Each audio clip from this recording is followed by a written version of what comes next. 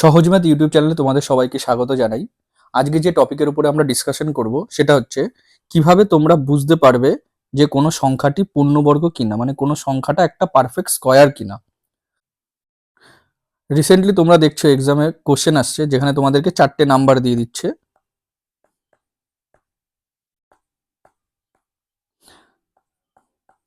তোমাদেরকে বলছে এর মধ্যে কোনটি পূর্ণবর্গ সংখ্যা, মানে কোনটি পারফেক্ট স্কয়ার, সেটা তোমাদেরকে খুঁজে বার করতে হবে।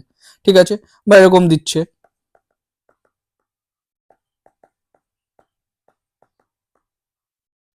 এরকম কোশ্চেন দিচ্ছে, তোমাদেরকে বার করতে বলছে কোন সংখ্যাটি এর মধ্যে পূর্ণবর্গ বা কোন সংখ্যাটি পূর্ণবর্গ নয়। তো এইগুলো তোমাদেরকে অনেকেই তোমরা এই কোশ্চেনগুলো সলভ করতে পারছো না।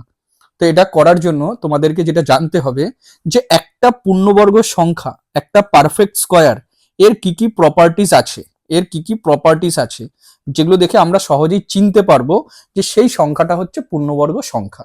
এই প্রপার্টিজ গুলো যদি আমরা ঠিকঠাক মতো ব্যবহার করি তাহলে আমরা বুঝতে পারবো যে এই সংখ্যাটা তো কখনোই পূর্ণবর্গ হতে পারে না। সেইভাবে আমরা অপশনগুলোকে এলিমিনেট করে আমরা বুঝে যাবো যে কোনটা আমাদের আনসার হবে। তো সবার প্রথমে তোমাদেরকে জানতে হবে যে একটি পূর্ণবর্গ সংখ্যার কি কি প্রপার্টিজ, মানে কি কি বৈশিষ্ট্য রয়েছে, সেগুলো যদি তোমরা জেনে যাও তোমরা এই কোশ্চেনগুলো একদম কয়েক সেকেন্ডে, মাত্র 10 থেকে 15 সেকেন্ডের মধ্যে তোমরা সলভ করতে পারবে। খুবই সোজা। এবং আমি কিছু প্রিভিয়াস ইয়ার কোশ্চেন থেকেও তোমাদের দেখাবো যে কিভাবে তোমরা সলভ করবে, কিভাবে তোমরা এই প্রপার্টিজ গুলো সেই কোশ্চেনে তোমরা অ্যাপ্লাই করবে। ঠিক আছে, তো প্রথম যেটা প্রপার্টিজ হচ্ছে যে ইউনিট ডিজিট, মানে শেষের যে সংখ্যাটা, এককের ঘরে অঙ্কটা সবসময় কি থাকবে? 0, 1, 4, 5, 6, 9। এটা থাকার কারণ হচ্ছে, তুমি যদি দেখো এখানে তোমাদের জন্য আমি 1 থেকে 10-এর যে স্কয়ার সেগুলো লিখে দিয়েছি। তাহলে 1-এর স্কয়ারে থাকছে 1, এইভাবে তোমরা দেখতে পাচ্ছ যে ইউনিট ডিজিট এইগুলো ছাড়া অন্য কিছু হতে পারে না। তো তোমরা অপশন থেকেই যদি ইউনিট ডিজিটটা প্রথমেই দেখো তাহলে তোমরা করতে পারবে, কিন্তু এরকম সোজা কোশ্চেন এখন আর আসছে না এক্সামে। পরের যেটা, এই প্রপার্টিসটা খুবই ইম্পর্টেন্ট, কারণ এই প্রপার্টিস থেকে তোমরা অনেক কোশ্চেন সলভ করে নিতে পারবে। তো এখানে দেখো বলা আছে কি, যে একটি পূর্ণবর্গ সংখ্যার যে শূন্যের সংখ্যা থাকবে সেটা সবসময় জোড় সংখ্যায় থাকবে। সাপোজ ধরো আমি যদি এখানে লিখি 729, তারপরে দুটো জিরো, ঠিক আছে, এখানে লিখলাম 1 2 3 4, তাহলে এখানে জিরোর সংখ্যা কটা? 3টা। এটা কখনোই পূর্ণবর্গ হতে পারে না। এটা প্রবাবিলিটি আছে, হতে পারে, তারপরে অন্যগুলোতে আমাকে চেক করতে হবে। কিন্তু আমরা এখানে শূন্যের সংখ্যা যদি বিজোড়ে থাকে, শূন্যের সংখ্যা যদি কিসে থাকে? বিজোড়ে থাকে, তাহলে সেটা কখনোই পূর্ণবর্গ হবে না। শূন্যের সংখ্যা সবসময় কি হতে হবে? জোড় হতে হবে, তবে সেটা পূর্ণবর্গ হবে। এইবার শূন্যের সংখ্যা তোমার কি লবেও হতে পারে, হরেও হতে পারে। হর আমরা কেন লিখলাম? এটা আমরা দশমিকে করার জন্য। সাপোজ ধরো একটা যদি সংখ্যা হয় 1729.6, তার মানেটাকে যদি আমরা তুলি 17296, নিচে কি আসলো? 10, তাহলে এটা হচ্ছে হর হয়ে গেল। তাহলে এখানে শূন্যের সংখ্যা কত আছে? একটা, তার মানে এটা কখনোই পূর্ণবর্গ হতে পারে না। তো সিম্পলি আমরা কি বলতে পারি, যে দশমিক বিন্দু যে আছে, দশমিক বিন্দুর পরে যে অঙ্ক থাকবে সেই অঙ্কের সংখ্যাও কি হতে হবে? জোড় হতে হবে। সাপোজ ধরো 1723, তারপরে হচ্ছে 45, তাহলে এটা একটা প্রবাবিলিটি আছে যে এটা পূর্ণবর্গ হতেও পারে। কিন্তু যদি থাকে 1723423, তাহলে এখানে হচ্ছে দশমিকের পরে 3টে, মানে বিজোড় আছে, এটা কোনো দিনই পূর্ণবর্গ হতে পারে না। তাহলে তোমাদেরকে দ্বিতীয় যে প্রপার্টিসটা বললাম সেটা কি বললাম, যে শূন্যের সংখ্যা সবসময় কিসে থাকবে? জোড় সংখ্যায় থাকবে। এটা থেকেই তোমাদের অনেক কোশ্চেন সলভ হয়ে যাবে। নেক্সট যে প্রপার্টিসে আসছি, এই প্রপার্টিসটা আর আগের যে 2 নম্বর বললাম, এই দুটো থেকেই তোমাদের ম্যাক্সিমাম 90% কোশ্চেন তোমাদের এখান থেকেই সলভ হয়ে যাবে। এখানে কি বলছে, শেষের দুটো ডিজিট 1 থেকে 25-এর স্কোয়ারে আসা দুটো ডিজিটের মধ্যেই থাকবে। তোমরা যত বড় সংখ্যাই হোক, মানে এরকম ধরো 1 2 3 4 7 5 9 7 9, এরকম করে চলতে থাকে ইনফিনিট টাইমস যদি থাকে, যত বড়ই সংখ্যা হোক না কেন, শেষের যে দুটো ডিজিট হবে, লাস্ট যে দুটো ডিজিট হবে, সেই দুটো জিনিস হচ্ছে এই 1 থেকে 25-এ আসা যে স্কোয়ার আছে তার লাস্টের দুটো ডিজিট ছাড়া কোনোদিনই হতে পারে না। তো তোমাদেরকে কম্পিটিটিভ এক্সামে যখন তোমরা বসছো, তোমাদেরকে 1 থেকে 30 পর্যন্ত স্কোয়ার তোমাদের একদম মুখের গোড়ায় তোমাদেরকে রাখতে হবে। ঠিক আছে, 1 থেকে 30 পর্যন্ত স্কোয়ার কিন্তু অবশ্যই মনে রাখতে হবে। তো ম্যাক্সিমাম কোশ্চেন হচ্ছে এটা থেকে, আর আগের যে প্রপার্টিসটা জোড় সংখ্যা 0 থাকবে সেটা থেকেই কিন্তু সলভ হয়ে যায়। তো এখানে সিম্পলি তোমরা দেখতে পাচ্ছ 1, 4, 9, 16 এইভাবে তোমরা যদি জানো, আমি সিম্পল যদি একটা নাম্বার লিখি 2, 3, 7, 5, 9, 2, তো আমি শেষের দুটো ডিজিটকে দেখবো 92। 1 থেকে 25-এর স্কোয়ারে কি কখনো 92 আসতে পারে না? তাহলে এই নাম্বারটা কোনোদিনই পূর্ণবর্গ হবে না। তো এইটা থেকে কিন্তু তোমরা ইজিলি সলভ করতে পারবে। ঠিক আছে, আচ্ছা, পরের যে আরেকটা প্রপার্টিস, এটা খুবই ইম্পর্টেন্ট প্রপার্টিস, সেটা হচ্ছে ডিজিটাল সাম। ডিজিটাল সাম 1, 4, 7, 9 হবে। এবার অনেকেই হয়তো জানো না যে ডিজিটাল সামটা কি। ডিজিটাল সামটা কি?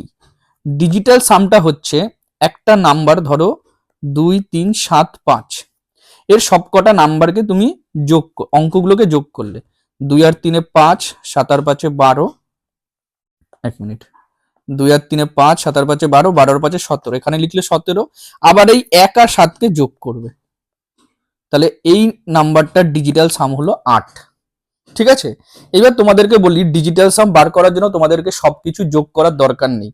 ঠিক আছে, সাপোজ ধরো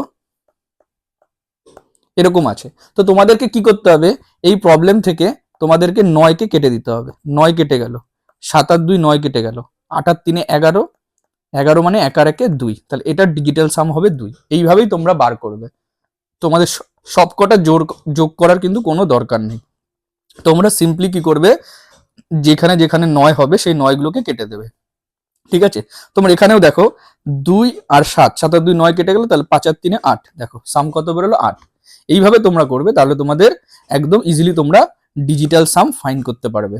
ঠিক আছে, তো ডিজিটাল সাম সবসময় কি হবে, 1 হবে, 4 হবে, 7 হবে আর 9 হবে, এটা তোমাদের মাথায় রাখতে হবে। একটা পূর্ণবর্গ সংখ্যার ডিজিটাল সাম 1, 4, 7, 9 এগুলোর মধ্যে কোনো একটা হবে।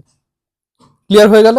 আচ্ছা, আর একটা প্রপার্টিজ তোমাদের জেনে রাখার দরকার, কিন্তু এটার ইউজ খুবই কম হয়। ম্যাক্সিমাম ডিজিটাল সাম লাস্টের দুটো ডিজিট আর হচ্ছে মানে শূন্যের সংখ্যা জোড় থাকবে, এই তিনটে থেকে কিন্তু তোমার 90 to 99% কোশ্চেন কিন্তু সলভ হয়ে যায়। কিন্তু আমাদের যদি এক্সামে একটু লেভেল যদি তোমার বাড়িয়ে দেয়, একটু হার্ড করে দেয়, তখন কিন্তু এই পরের যে প্রপার্টিসটা আছে এটার অ্যাপ্লিকেশন তোমরা দেখতে পাবে। তো সেটা হলো, আমরা যদি কোনো পূর্ণবর্গ সংখ্যাকে 8 দিয়ে ভাগ করি, 8 দিয়ে যদি আমরা ভাগ করি, তাহলে ভাগশেষ অবশ্যই 0, 1, 4 হবে। আমরা যখনই কোনো পূর্ণবর্গ সংখ্যা, সাপোজ ধর একটা পূর্ণবর্গ সংখ্যা আমরা নিলাম 169, একে তোমরা যদি 8 দিয়ে ভাগ করো, 8 দুগুণে 16, 8 অক্ষে 8, তার মানে তোমাদের দেখতে পাচ্ছ ভাগশেষ কত হচ্ছে, 1 হচ্ছে।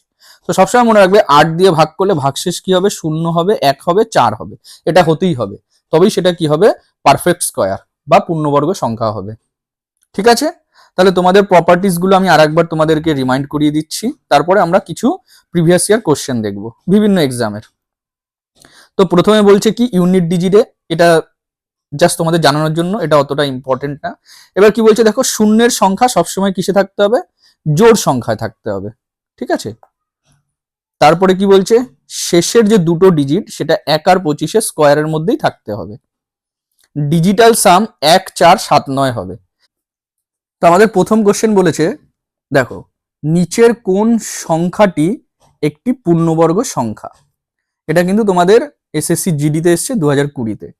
তো কোশ্চেনটা তোমরা দেখো, তোমরা যদি ভালো করে দেখো, লাস্টে কত আছে 35, লাস্ট দুটো, এটা হবে না, 30 হবে না, 20 হবে না, তাহলে এটাই হলো তোমাদের আনসার। কয়েক সেকেন্ডে তোমরা আনসার বের করতে পারলে।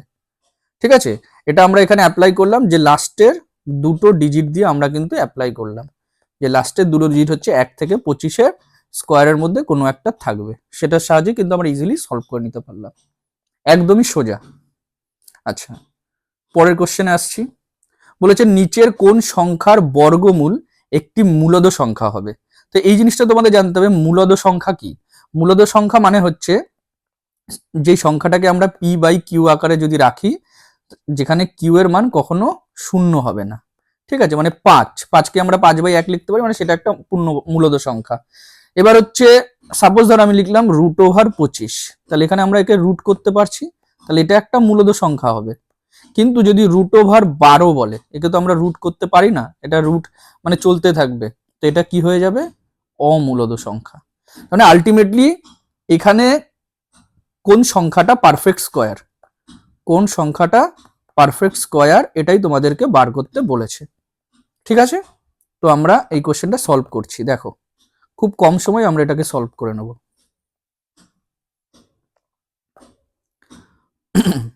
দেখো দশমিকের পরে এক ঘর আছে, এটা হতে পারে না। দশমিকের পরে এক ঘর আছে, এটাও হতে পারে না। এবার এটা দুটোই দশমিকের পরে দু ঘর আছে, কিন্তু শেষে 88 আসে না, কেটে গেল। তাহলে এটা হয়ে গেল তোমাদের আনসার। এটা তোমাদের কিন্তু সিপিও এক্সামে এসছে, এসএসসিতে 2023-এ। ঠিক আছে, আমি নিজের থেকে কিন্তু কোশ্চেন বানাইনি, এগুলো প্রিভিয়াস ইয়ারে আসা এক্সামের কোশ্চেন থেকে আমি নিয়েছি। আর এরকম ধরনের কোশ্চেনই আসে, তোমরা যারা কোশ্চেন সেট প্র্যাকটিস করো তারা নিজেরাও জানবে। কি ইজিলি দেখতে পাচ্ছ, আমি মাত্র 10 থেকে 15 সেকেন্ডের মধ্যে এগুলো সলভ করে নিতে পারছি। দেখো আমরা নেক্সট কোশ্চেনে আসছি। এই নেক্সট কোশ্চেনটা কিন্তু আরআরবি এনটিপিসি 2021-এ কিন্তু এসেছিল। ঠিক আছে, তো এই কোশ্চেনটা কি বলেছে, নিচের কোন সংখ্যাটির বর্গমূল একটি মূলদ সংখ্যা হবে। তার মানে বলেছে নিচের কোন সংখ্যাটা একটা পারফেক্ট স্কোয়ার হবে, এটাই তোমাকে বার করতে বলেছে। দেখো 48 হবে না, 72 হবে না, 83 হবে না, তাহলে তোমার একটাই অপশন বেঁচে থাকছে, এটাই তোমাদের কারেক্ট অ্যান্সার। কত ইজিলি তোমরা সলভ করতে পারছো মাত্র কয়েক সেকেন্ডে। ঠিক আছে, কোশ্চেনগুলো সলভ করা কিন্তু কোনো ব্যাপারই না, যদি তোমরা এর প্রপার্টিস গুলো জানো আর সেগুলো যদি তোমরা বাড়িতে ঠিকমতো প্র্যাকটিস করো। ঠিক আছে, সবসময় মনে রাখবে এটা। তাহলে পরের কোশ্চেনে আসছি। বলেছে নিচের কোন 5 অঙ্ক নিয়ে গঠিত বৃহত্তম সংখ্যা যেটা একটা পূর্ণবর্গ সংখ্যা।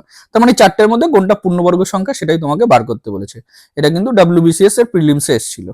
তো তোমরা সিম্পলি জানো 46, এই 66 হয় না, 56 হতে পারে, আর 46 হয় না, আর 76 হতে পারে। তার মানে এই দুটো অপশন কিন্তু তোমাদের এলিমিনেট হয়ে গেল।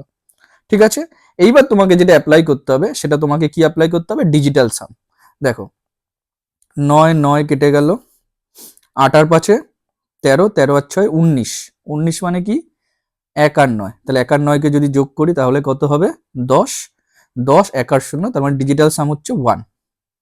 এবার হচ্ছে 9 9 কেটে গেল, 8 এর সাথে 15, 15 আর 6 21, 21 মানে 2 আর 1 3, তাহলে ডিজিটাল সাম হলো 3। তাহলে এটা তো হতে পারে না, তাহলে এটা তোমাদের আনসার হয়ে যাবে 99,856। তো এইভাবে যদি তোমরা বাড়িতে প্র্যাকটিস করো, সলভ করো, তোমরা ইজিলি কিন্তু সলভ করতে পারবে যে কোন সংখ্যাটা পূর্ণবর্গ সংখ্যা কিনা। আর ভবিষ্যতে এরকম কোশ্চেন তোমরা দেখলে আর ঘাবড়াবে না, ইজিলি তোমরা সলভ করতে পারবে।